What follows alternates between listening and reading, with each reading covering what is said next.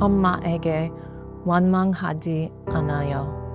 엄마에게 그때 한국에서는 혼자 아이를 키우는 게 많이 어려웠다는 걸 알아요. 엄마에게 언젠가 꼭 만나고 싶어요. 파도처럼 밀려갔던 한인 해외 입양아. 이영만리 타국으로 20만 명의 아이들이 보내졌습니다. 거센 물결 속 통영의 한 소녀는 영문도 모른 채 비행기에 실렸습니다. 사라킴이라는 이름으로 지난 42년, 이제 그녀는 문정현이라는 본명으로 고향 대한민국에서 그리운 엄마를 찾습니다. Hello and welcome. I'm Haewon-jo from TJB. Nice to meet you. I'm Sarah. Oh, it's really a pleasure to meet you. And before we begin, how are you feeling today? I'm really excited, so thank you so much for the opportunity to share my story with you. Could you briefly introduce yourself to our viewers? 제 이름은 사라이고 한국 입양인입니다. 통영에서 1984년 11월 14일에 태어났고 5개월 때 미국으로 입양되었습니다. 한국 이름은 문정현입니다. We'd love to know where you're currently living and what your life is like these days. So nowadays I live in upstate New York with my fiance. I work as a public school teacher in the area of students with disabilities in the special education department. Really enjoy traveling. Sometimes I get to act in local films.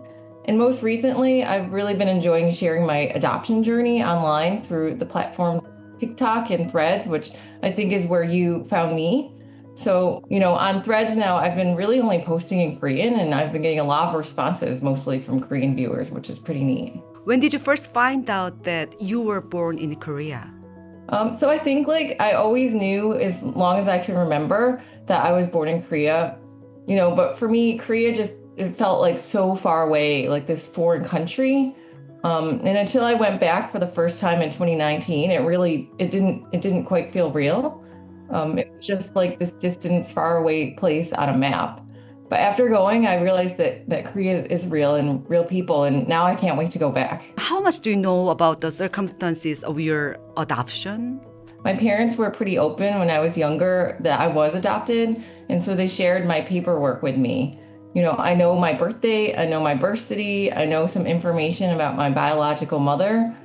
When I went back to Koje and Tongyeong in 2022, I actually met the woman who owned my maternity clinic, so I know where I was actually born in 1984. Do you know the name of that hospital? Yeah, it's Il-Shin Maternity Clinic in Tongyeong. And was there a time in your life when you started thinking more deeply about your roots? Yeah, I can't think of any one pivotal moment, but I definitely think it started happening as I got older. In 2018, there was something in me that just changed, and I started thinking more seriously about Korea and really wanted to search for my roots. And, the beginning, going back felt really overwhelming. So I looked at some adoption tours for Korean adoptees. And so I joined this tour called the Mosaic Tour through Me in Korea. So that was my first chance to go back. And then once I came back from Korea, I felt like everything has changed. And now I just have this indescribable desire to know more about Korea and my family. During the pandemic in 2020, I had more time because we were just all at home.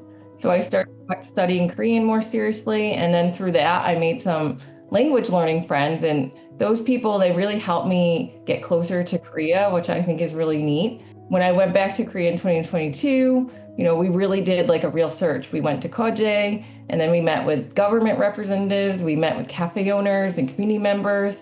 And then people I found who heard my story just wanted to help me. And it was such a life-changing experience. I wonder that what made you decide to start searching for your biological parents? Yeah, and so I think the desire was always there a little bit when I was younger, but it definitely became stronger when I went back to Korea. And then again, last year, my adoptive mother, she passed away in 2025.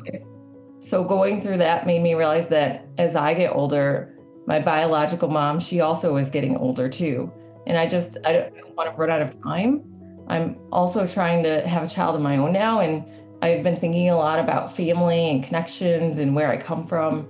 And I really hope that one day my future child will be able to understand and connect with their roots in Korea as well.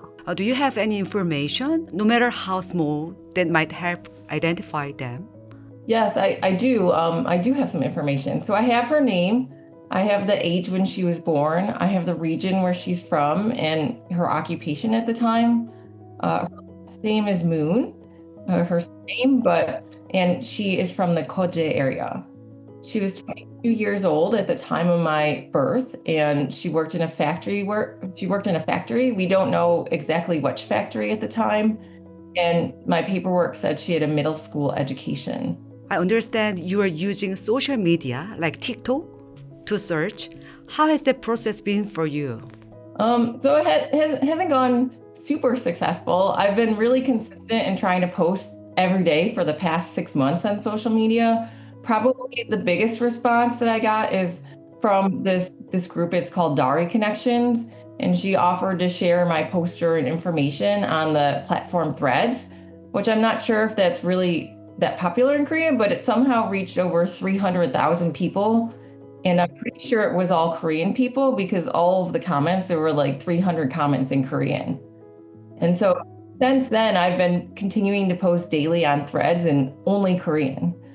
And the whole process has been like really emotional. I'm putting my feelings out there, but I want to share my story and then the adoption narrative. And social media really has given me the opportunity to reach people that I never would have met otherwise, especially in Korea. But I really think that someone out there has to know something or even know somebody that could hopefully lead to some answers. If you could meet your biological parents, what would you want to say to them first? So I think at first, if I met my biological parents, I don't know what I would really be able to say. I think I would just be in so much shock and awe. And honestly, I'd probably just cry like a lot. And I'd try to put together some Korean words and I'd try to tell them like, 괜찮아, 이해해요, and 보고싶어요. But I think I just really want to give them a hug really tightly.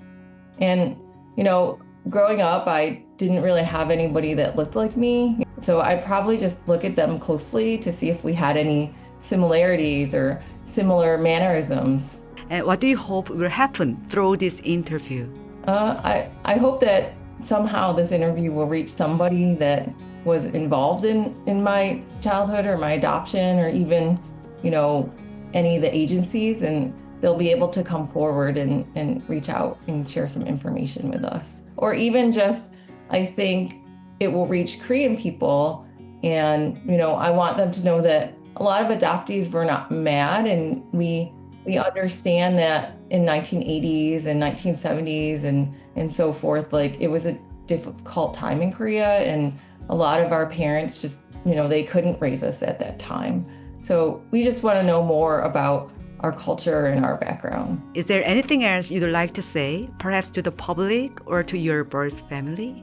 Well, I'm just one of 200,000 adoptees that were sent overseas.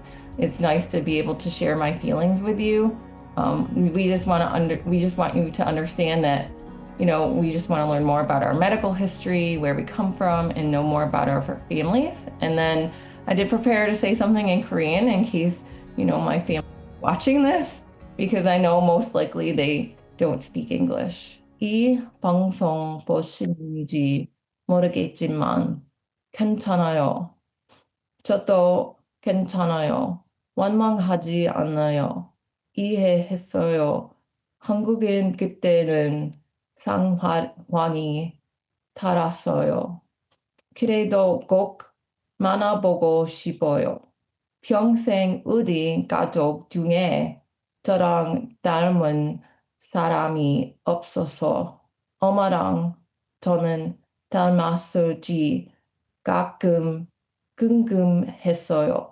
눈이나 코 같은 게 닮았을까요? 오랫동안 그리워했어요.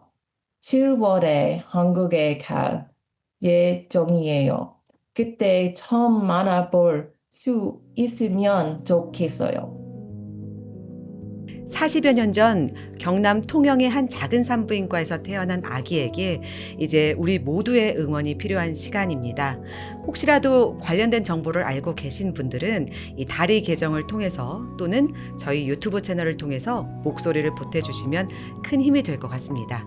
또 이 컨텐츠에 좋아요와 구독, 하이프 눌러주시면 많은 분들에게 이 컨텐츠가 닿을 수 있습니다. 지금까지 시청해주셔서 감사합니다.